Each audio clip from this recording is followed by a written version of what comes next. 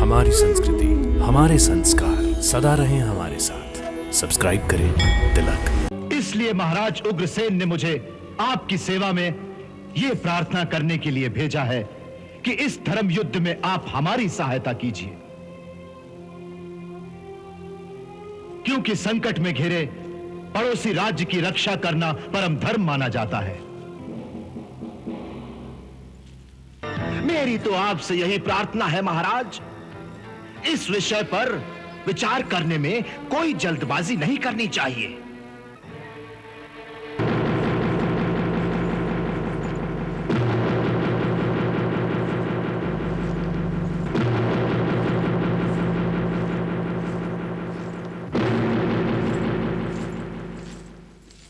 मैं कौरवपति महाराज धृतराष्ट्र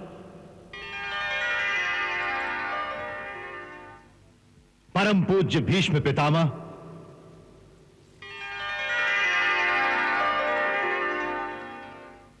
मंत्री महात्मा विदुर,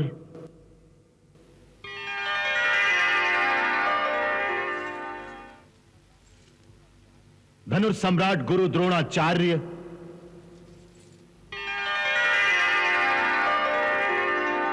श्रद्धेय गुरु कृपाचार्य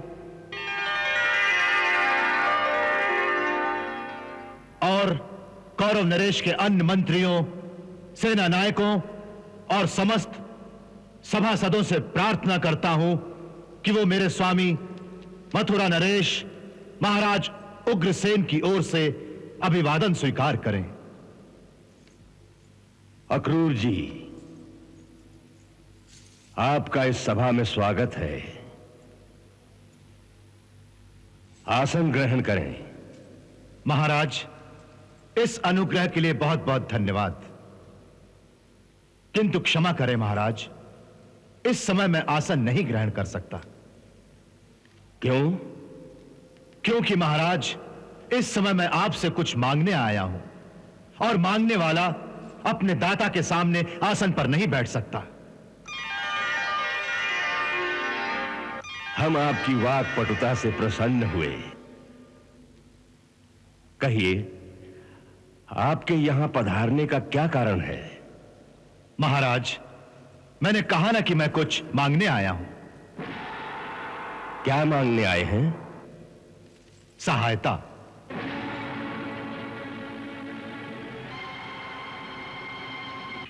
मेरे महाराज उग्रसेन ने मुझे आपके पास सहायता मांगने के लिए भेजा है। कैसी सहायता? सैनिक सहायता। सैनिक सहायता? हम कुछ समझे नहीं।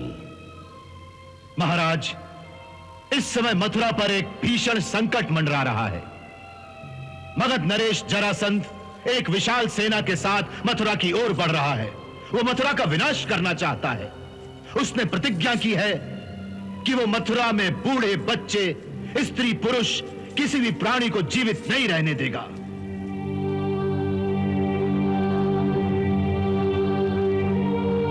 उस पैशाचिक नरसंहार से मथुरा की निरीह प्रजा की रक्षा करने के लिए हम उससे अकेले नहीं लड़ सकते हैं।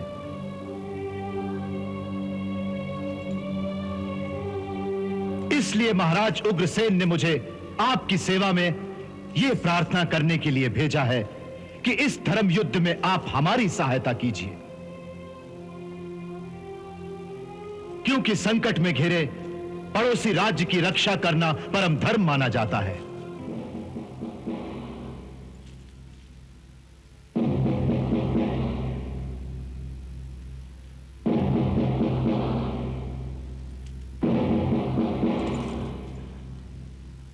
वैसे भी महाराज, राजनीति की दृष्टि से देखा जाए तो जरासंध को हराने में हमारी सहायता करना आपके लिए अत्यंत आवश्यक है। क्यों? क्योंकि यदि जरासंध ने मथुरा पर अधिकार कर लिया तो उसके राज्य की सीमाएं आपकी सीमाओं को छूने लगेंगी। इसका अर्थ यह है कि यह एक विशाल शक्ति आपके सिर पर चढ़ जाएगी। इससे किसी समय भी आप भी स्वयं संकट में पड़ सकते हैं।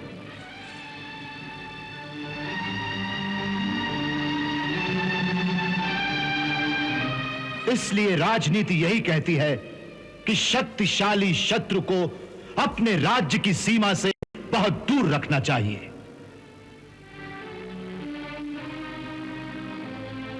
महाराज, मुझे पूर्ण विश्वास है कि आपके परम बुद्धिमान मंत्रीगण और आपके परम तेजस्वी शूरवीर महारथी जो इस सभा में बैठे हैं, वो मेरी बात का अनुमोदन करें।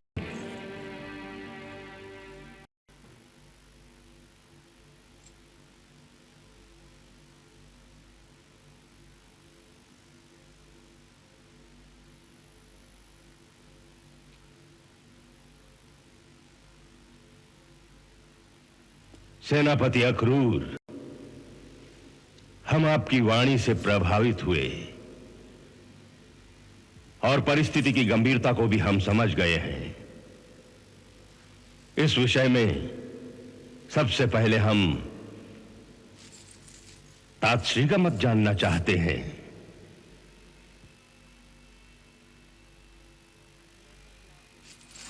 जैसा कि आपने कहा, परिस्थिति सचमुच बहुत गंभीर है। हमारा एक पड़ोसी राज्य संकट में है। ऐसी अवस्था में हमें महाराज उग्रसेन ने जो सहायता की प्रार्थना की है, उस पर अवश्य विचार करना चाहिए। तातश्री बिल्कुल ठीक कहते हैं महाराज, अवश्य विचार करना चाहिए।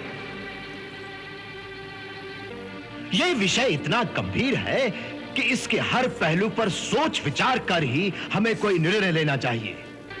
उचित विचार किए बिना हमें जल्दी में कोई निर्णय नहीं लेना चाहिए।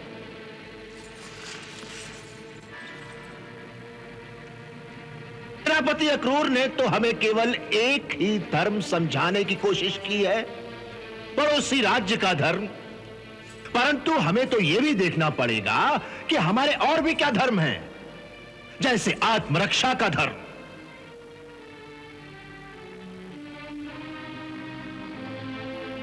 शास्त्र कहता है कि मनुष्य का सबसे पहला धर्म है आत्मरक्षा। हमें उस पहलू को भी देखना चाहिए कि जिसने हमारा कुछ नहीं बिगाड़ा, ऐसे महान शक्तिशाली जरासंध से बिना किसी कारण किसी दूसरे के लिए शत्रुता मोल लेनी चाहिए या नहीं?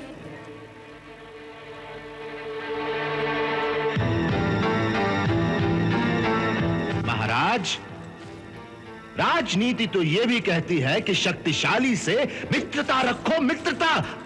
इससे तुम्हारी भी शक्ति बढ़ेगी। हां,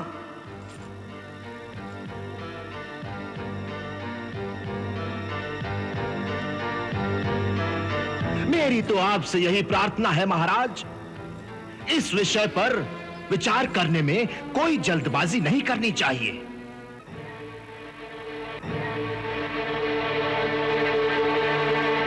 तातश्री ने जैसा कहा है उस पर अवश्य विचार करिए।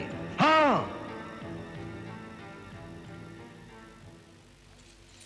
परंतु हर पहलू पर सोच समझकर, और उसके लिए आपको समय चाहिए महाराज, समय। हां,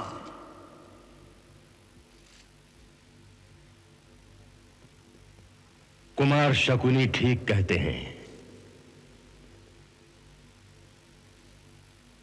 इस विषय पर बड़ी गंभीरता के साथ सोच विचार करने की आवश्यकता है। जो आज्ञा महाराज। किंतु मेरी एक ही प्रार्थना है महाराज, यदि आप उचित समझें तो कृपा करके जितनी जल्दी हो सके इस बात का निर्णय ले लें, क्योंकि शत्रु मथुरा से ज्यादा दूर नहीं है। केवल 4-5 दिनों में वो मथुरा की सीमा तक पहुंच जाएगा। हमें इस परिस्थिति का पूरी तरह आभास है। आपको अनावश्यक प्रतीक्षा नहीं करनी पड़ेगी। बहुत बहुत धन्यवाद महाराज।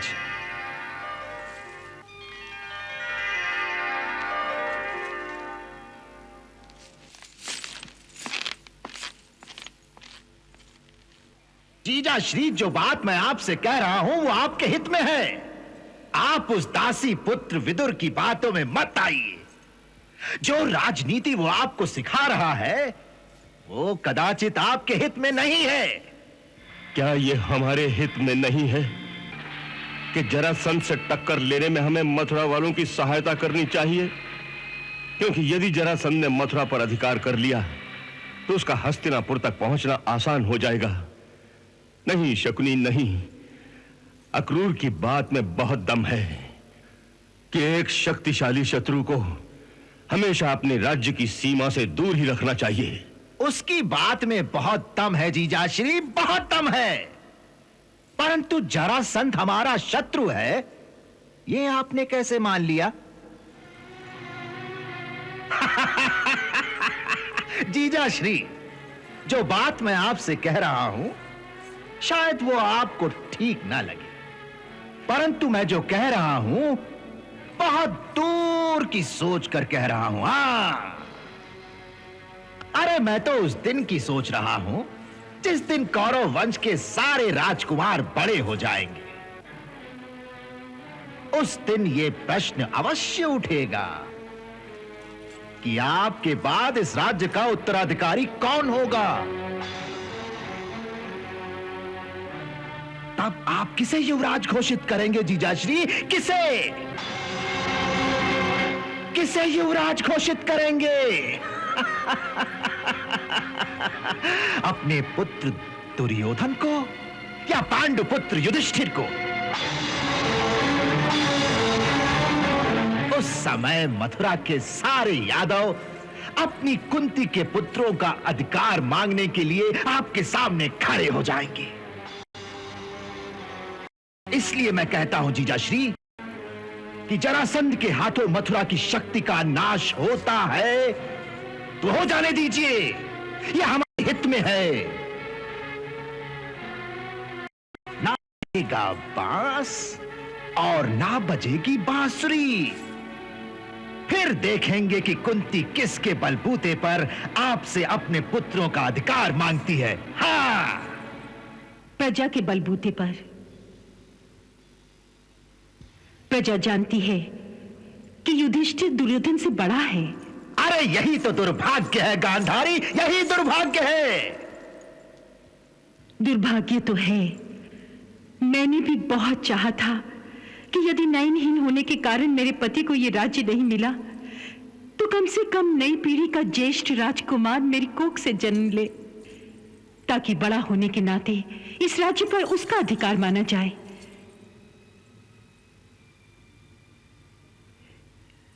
कुंती से पहले मैं गर्भवती हो गई थी, परंतु अपने भाग्य का क्या करूं कि मेरा गर्भ 2 साल तक मेरे पेट में ही स्तंभित रह गया। और इसी बीच दुर्योधन से पहले युधिष्ठिर का जन्म हो गया।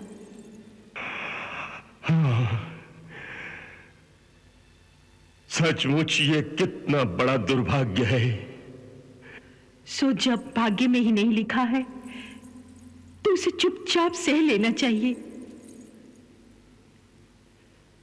इसीलिए कहती हूं भैया कि दुर्भाग्य से लड़ने के लिए इन्हें अधर्म का मार्ग ना दिखाओ। अरे ये धर्म अधर्म की व्याख्या तुम कब से करने लगी गांधारी? तुम कब से करने लगी? दुर्भाग्य को चुपचाप सहना कायरों का धर्म है। राजनीति का धर्म तो यह है कि दुर्भाग्य के कारण को ही मिटा देना चाहिए। अर्थात आवश्यकता पड़ने पर पांडु पुत्रों को ही मिटा दिया जाएगा। नहीं, यह धर्म है, यह न्याय है, ये पाप है महाराज। मेरे अंतर में भी इस बात का दुख है कि मेरा पुत्र राजा नहीं बन सकता। मैं भी अपने दुर्योधन को राजा बनाना चाहती हूं भैया, परंतु उसके लिए धर्म का मार्ग नहीं अपना सकती, ना अन्याय का सहारा ले सकती हूं। अरे कैसा अधर्म, कैसा अन्याय, कैसा पाप? महाराज, आप मेरी बात का उत्तर दीजिए। कि राजा का ज्येष्ठ पुत्र ही राज्य का उत्तराधिकारी होता है या नहीं? अवश्य। तो इस समय हस्तिनापुर का राजा कौन है? हम हैं। परंतु ये राज्य आपके पास धरोहर के रूप में है। अरे धरोहर तब तक थी जब तक पांडु जीवित थे। महाराज, उनकी मृत्यु के बाद इस समय आप पूर्ण रूप से राजा हैं कि नहीं? हाँ, हैं। तो बस महाराज, बस। इस समय जो राजा, उसी का पुत्र का अधिकारी। शकुनी, तुम्हारी युक्ति और बुद्धि दोनों सराहनीय है। वाह वाह। यदि तुम होगे तो मेरा बेटा दुर्योधन अवश्य यहां का युवराज बनेगा। अवश्य रहूंगा महाराज, अवश्य रहूंगा। मैं आपको वचन देता हूं कि जब तक अपने प्रिय भांजे दुर्योधन का रास्ता साफ न कर दूं, मैं अपने राज्य गांधार वापस नहीं जाऊंगा। परंतु प्रजा ना मानी तो वही राजनीति का धर्म कि कांटा ही उखाड़ दो, कांटा ही उखाड़ दो।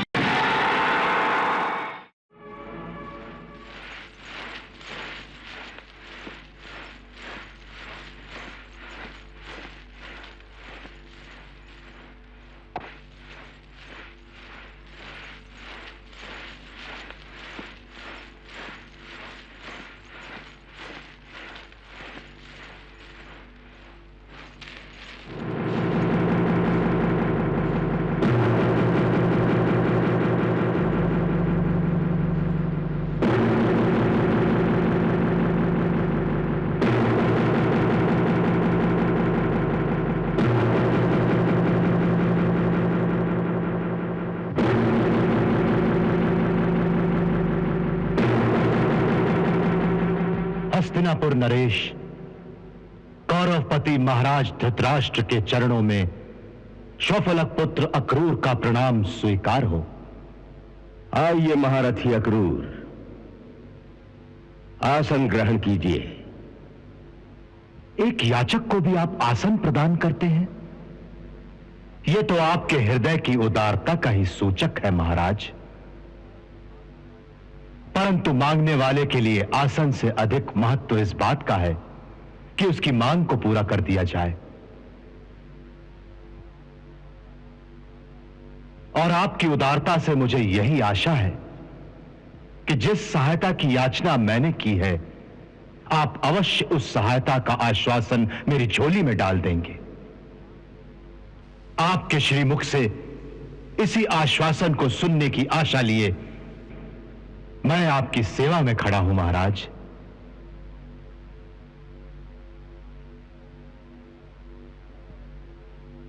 महारथी अक्रूर, हमने आपकी मांग पर बहुत गहराई के साथ सोच विचार किया है और अपने मंत्रियों से मंत्रणा भी की है। हम सब इस बात से सहमत हैं कि आपकी मांग उचित है। मथुरा पर आए हुए संकट को टालने के लिए यदि संभव हो तो हमें महाराज उग्रसेन की सहायता अवश्य करनी चाहिए। और ये इसलिए भी आवश्यक है क्योंकि महारानी कुंती के रिश्ते से मथुरा राज्य के साथ हमारा घनिष्ठ संबंध भी है। परंतु ये तभी हो सकता है यदि ऐसा करना संभव हो तो।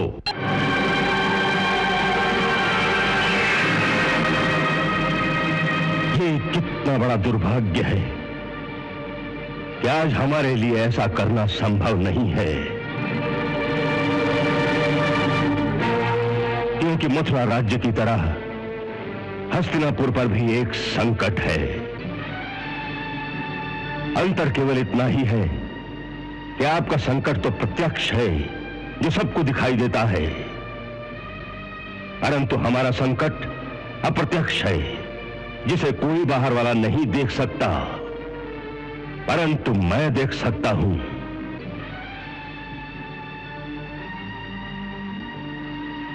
आपका संकट? हाँ अक्रूर जी, आज चारों ओर से शत्रुओं की आंखें हस्तिनापुर के राज सिंहासन पर गड़ी हुई हैं, क्योंकि सब जानते हैं कि यहां का राज्य परिवार बड़ा निर्बल है। राजा अंधा है और सब राजकुमार छोटे छोटे बालक हैं। ऐसी अवस्था में किसी समय भी हम पर आक्रमण हो सकता है।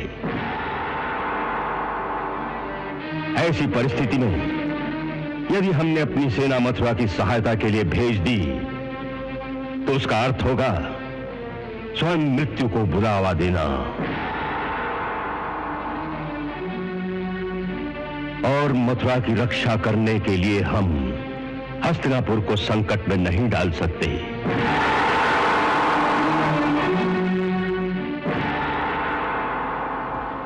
अक्रूर जी, आप जाकर महाराज उग्रसेन से कह दीजिएगा कि हमें बड़ा खेद है, इस समय हम उनकी कोई सहायता नहीं कर सकते। हाँ, हम भगवान से प्रार्थना अवश्य करेंगे कि वो उनकी सहायता करें। आप इतना ही करेंगे वो भी पर्याप्त होगा महाराज, क्योंकि जब भगवान ही उनकी सहायता करेंगे फिर उन्हें किसी दूसरे की सहायता की आवश्यकता ही कहां होगी। आपकी सद्भावना के लिए मैं अपने महाराज की ओर से आपको धन्यवाद देता हूं।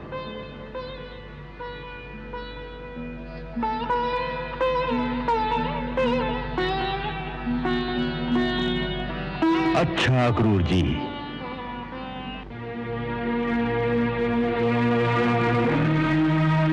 महाराज, जाने से पहले यदि आपकी आज्ञा हो तो मैं आपको वो संदेश सुनाना चाहता हूं जो श्री कृष्ण ने मुझे आप तक पहुंचाने के लिए कहा था। क्या श्री कृष्ण ने मेरे लिए कोई संदेशा भेजा है? हाँ महाराज। मेरे अहोभाग्य। अक्रूर जी, मैंने बहुतों से सुना है कि माता पृथ्वी का भार उतारने के लिए स्वयं सर्वशक्तिमान भगवान ने श्री कृष्ण के रूप में स्वयं यदुकुल में अवतार लिया है।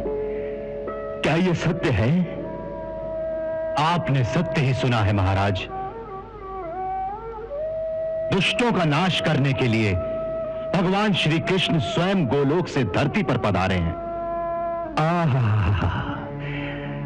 यह सुनकर कितना अच्छा लगा कि उन सर्वेश्वर भगवान को मेरे जैसे तुच्छ प्राणी की भी सुधि है।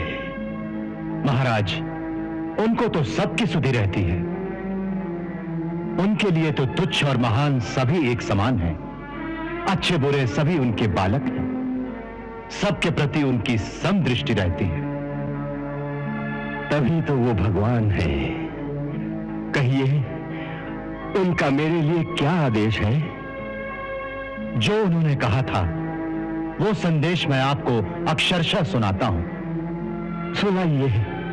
उन्होंने कहा था, हे विचित्र वीर नंदन धृतराष्ट्र, आपके भाई पांडु के परलोक से धारने पर अब आप राज्य सिंहासन पर आरूढ़ हुए हैं।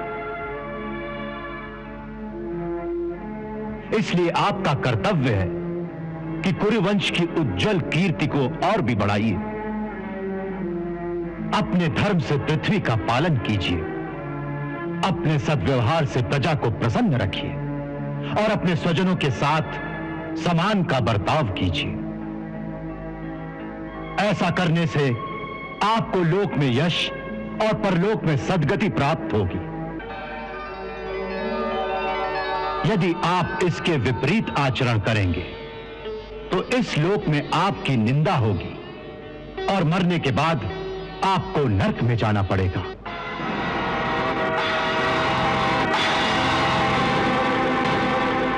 इसलिए अपने पुत्रों और भाई के पुत्रों के साथ समानता का व्यवहार कीजिए। यह याद रखिए कि इस संसार में कोई किसी के साथ सदा नहीं रहता। जिनसे आज घना संबंध है उनसे एक दिन बिछुड़ना ही पड़ेगा। यहां तक कि शरीर भी साथ नहीं रहता।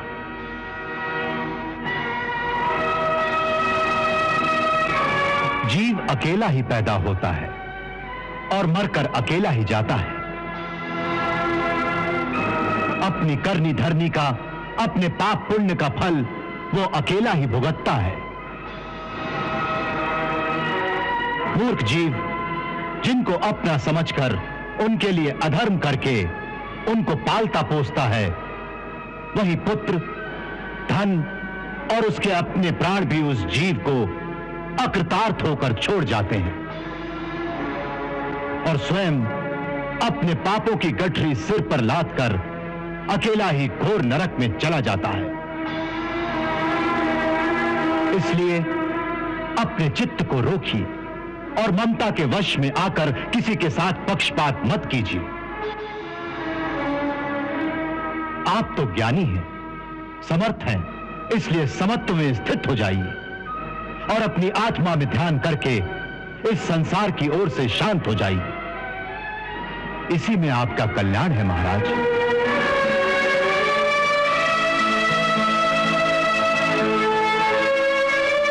अक्रूर जी, भगवान श्री कृष्ण ने सचमुच ही मेरे कल्याण की बात कही है। इसके लिए उन्हें मेरा नमस्कार कहना और साथ में यह भी कहना कि हे प्रभु,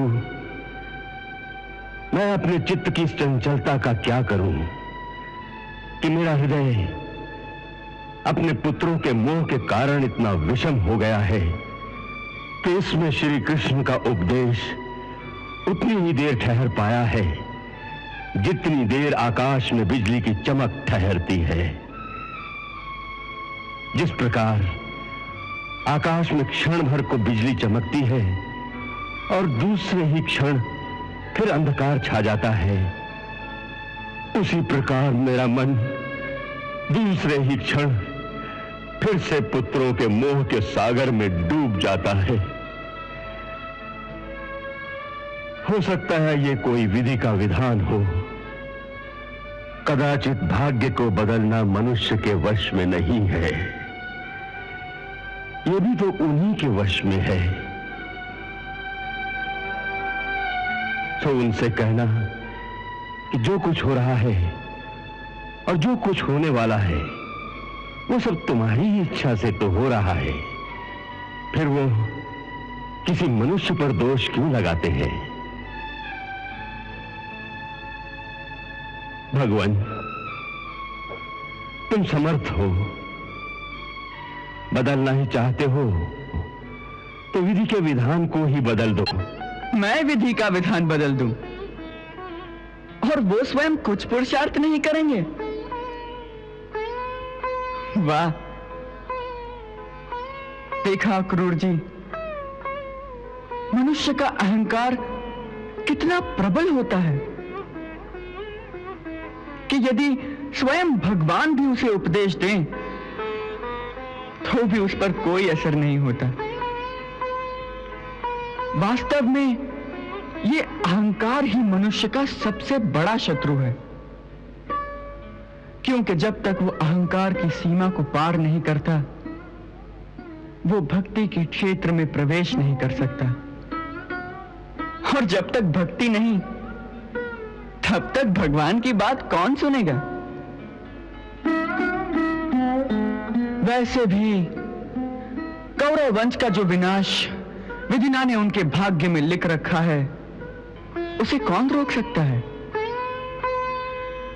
वैसा ही कर्म करेंगे वो। कृष्णा